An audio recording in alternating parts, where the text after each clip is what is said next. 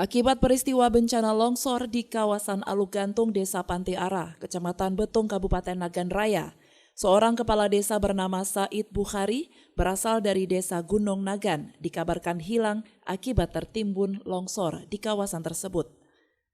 Menurut keterangan keluarga, saat peristiwa naas itu terjadi, korban yang bernama Said Bukhari bersama 5 warga lainnya tengah melintas di pinggiran sungai Alugantung. Namun diduga tiba-tiba tebing setinggi 20 meter itu pun jatuh dan langsung menimbun korban. Sementara rekannya yang sempat berlari ke arah lain berhasil selamat dari kejadian tersebut. Untuk pencarian korban di lokasi kejadian, petugas menurunkan 6 unit alat berat. Proses pencarian korban terus dilakukan dan sudah berlangsung selama 3 hari. Namun hingga kini korban belum juga ditemukan. Siapa nih Bang? Abang Gandu. Sudah 3 hari.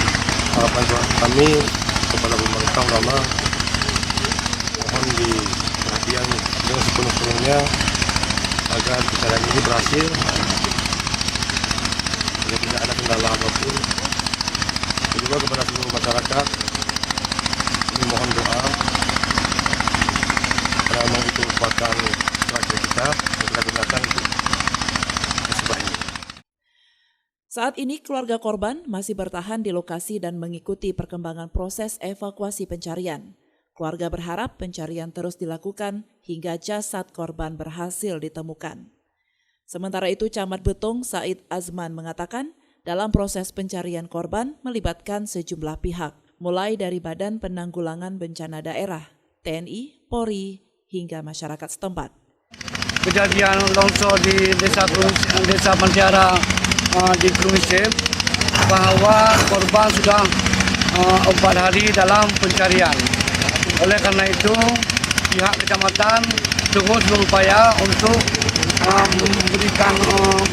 meminta bantuan kepada pihak terkait, terutama sekali yang telah membantu ini selama 4 hari, TNI, Polri, juga dari pihak kecamatan, BPBD dan Dinas Sosial sudah sangat membantu selama 4 hari.